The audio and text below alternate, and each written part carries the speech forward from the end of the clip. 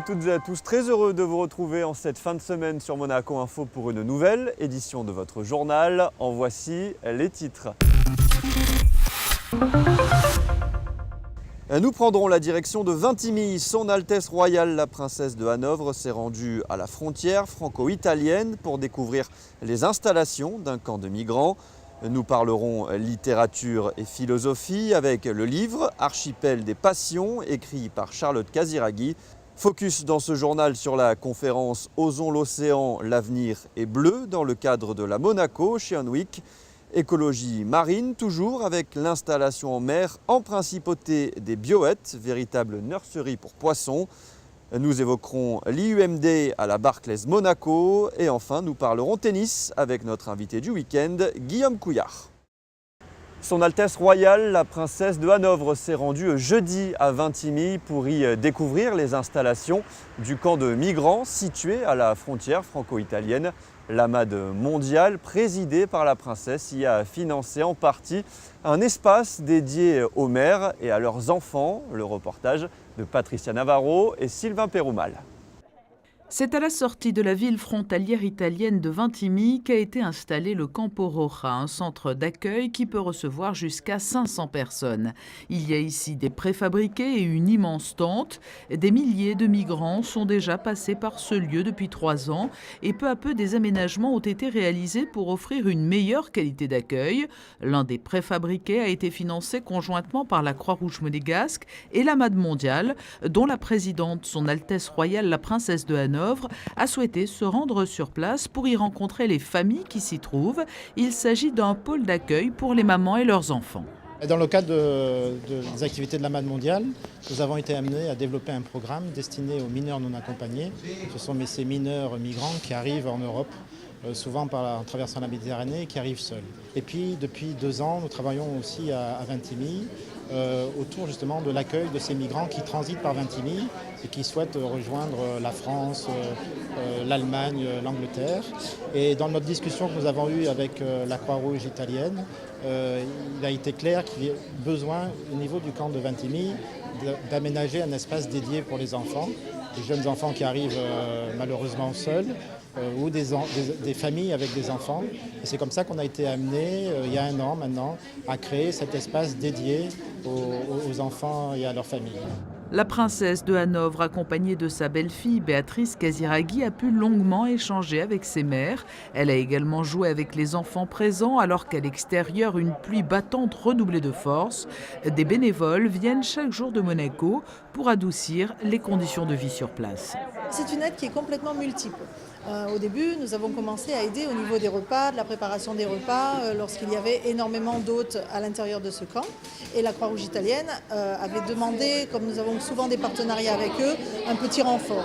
Et petit à petit, nous nous sommes mis dans ce camp et nous essayons de leur apporter toute l'aide possible avec des bénévoles de la Croix-Rouge de Monaco. 53 bénévoles de la Croix-Rouge monégasque au total se relaient quotidiennement à Vintimille et avec l'association italienne Terre des Hommes, la MAD mondiale veille également à proposer une assistance culturelle et linguistique pour les jeunes migrants mineurs et non accompagnés de passage sur le Campo Roja.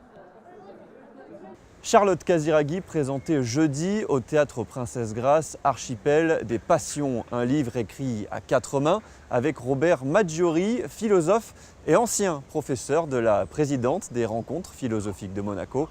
Les explications de Christina Thomel. Un élève, un professeur, une rencontre. L'archipel des passions est né d'une infinité de discussions. Amour, cruauté, patience, modestie, dégoût, adoration, admiration, arrogance, pitié, fraternité, douceur, ennui, tristesse, jalousie.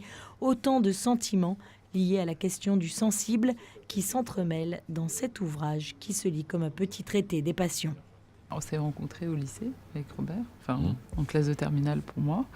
Et donc Robert était mon professeur et donc ça a été vraiment pendant une année scolaire. J'ai suivi les cours de Robert sans jamais avoir de discussion en dehors des cours avec lui. Et puis c'est 2 ans plus tard où j'ai écrit une lettre à Robert en le remerciant de ce qu'il m'avait transmis en cours. Et du coup on s'est revus et on a parlé justement de poursuivre un projet autour de la philosophie, d'un prix de philo et le projet des rencontres ensuite qui est né par la suite. Étant donné qu'on était toujours en train de discuter, qu'on faisait des références, qu'on se renvoyait des textes, qu'on se citait réciproquement des textes, et que tout d'un coup l'idée de mettre ça sur papier est venue tout à fait naturellement, quoi. Ce qui a pu être un peu dur, c'est peut-être le fait d'être pas intimidée, mais pour moi de me dire j'écris sur un pied d'égalité, nos deux voix sont ensemble. C'est la première fois que je fais ça, et Robert, ça fait des années qu'il écrit tous les jours des articles qui sont publiés, donc il y avait aussi un petit peu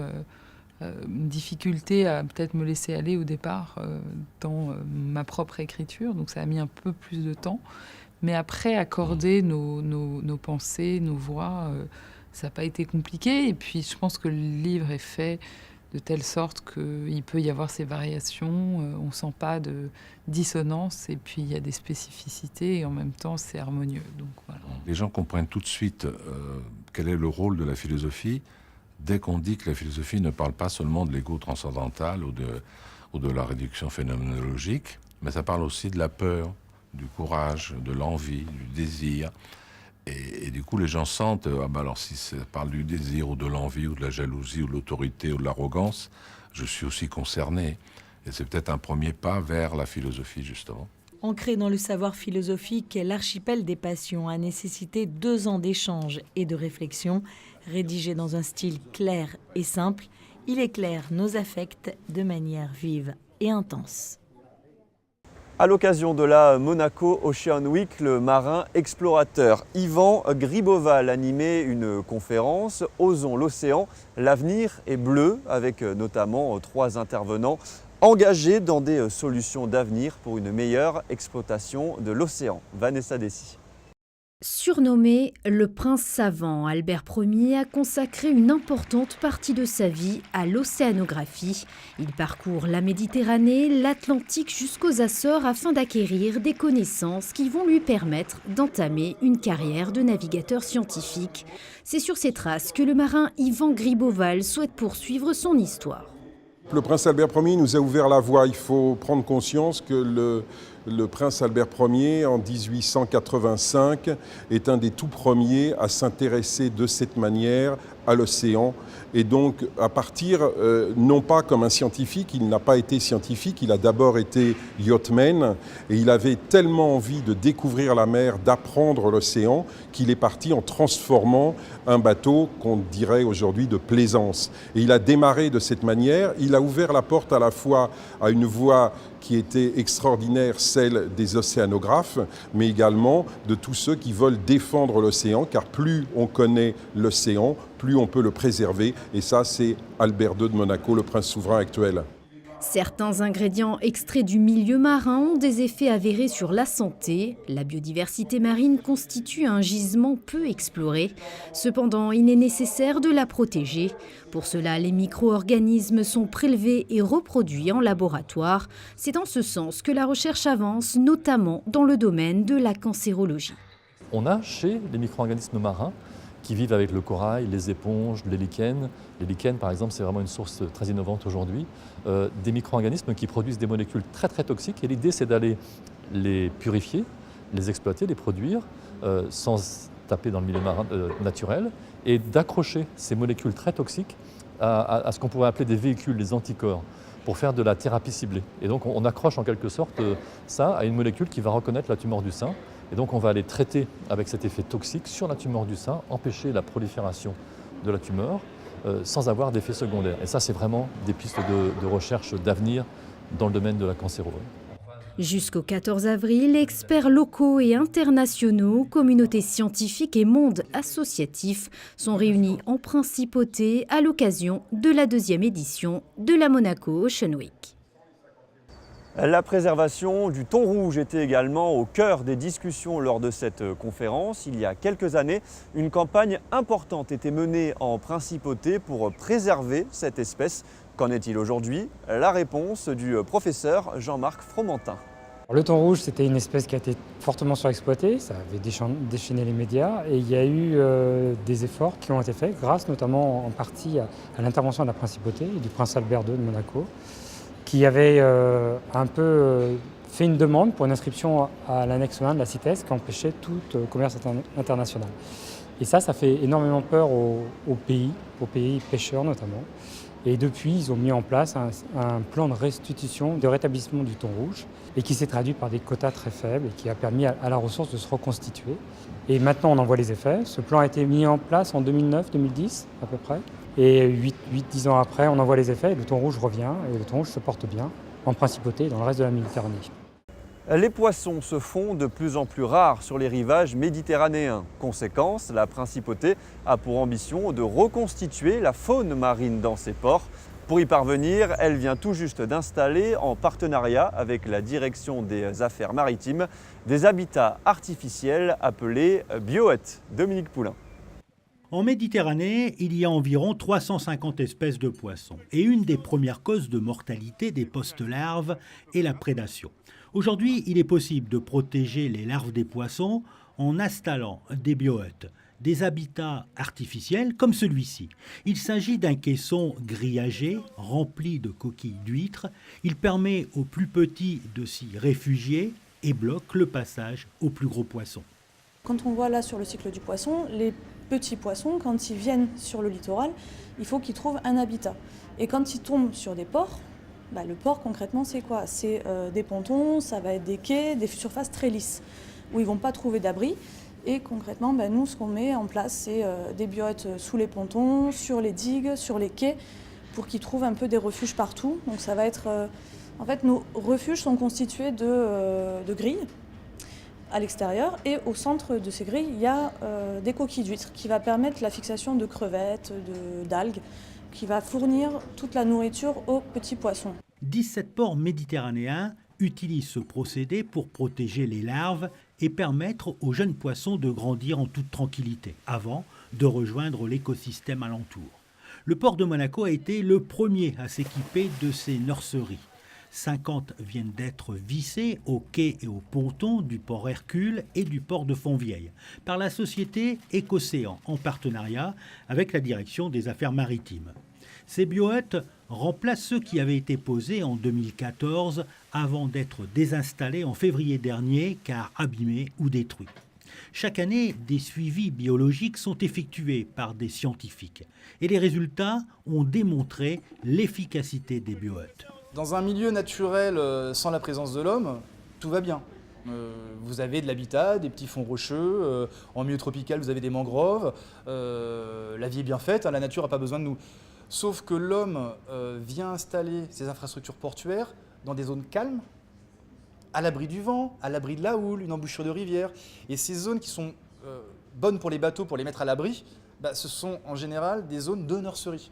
Donc une zone de nurserie, c'est quoi? Une zone de nurserie, c'est une zone où les petits poissons arrivent du large pour se protéger, grandir et repartir. En réimplantant ces maisons aquatiques artificielles, Monaco poursuit son engagement dans l'écologie marine. La Principauté veut aussi en faire un projet pédagogique. Ce jour-là, des élèves de l'école internationale de Monaco participent à l'installation de ces nurseries artificielles, participent à des ateliers et débattent avec les acteurs d'Écocéan et d'Aquacol.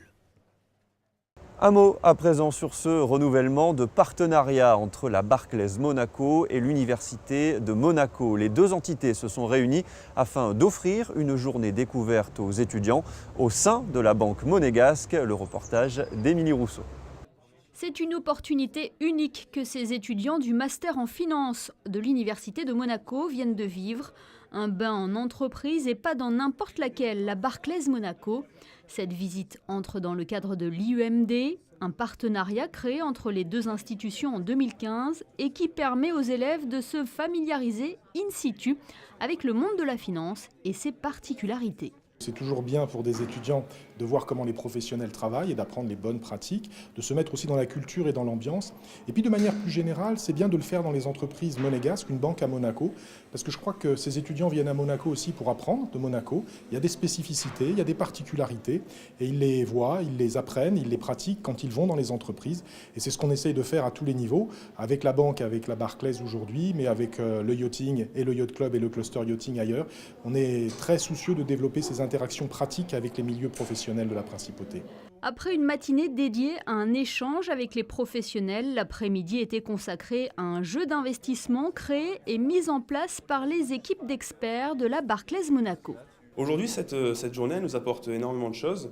Pourquoi? Donc, elle nous confronte avec l'univers vraiment de la banque privée. Donc, spécialement pour les autres étudiants qui n'ont pas pu avoir cette chance de rentrer dans ce monde. Et donc aujourd'hui, on a beaucoup d'interactions avec différentes personnes, avec différents statuts. On a donc des Head of Global Investment Strategy. Donc on voit plusieurs dimensions au niveau de la banque. On a des conseils aussi des professionnels qui travaillent à la banque de Barclays.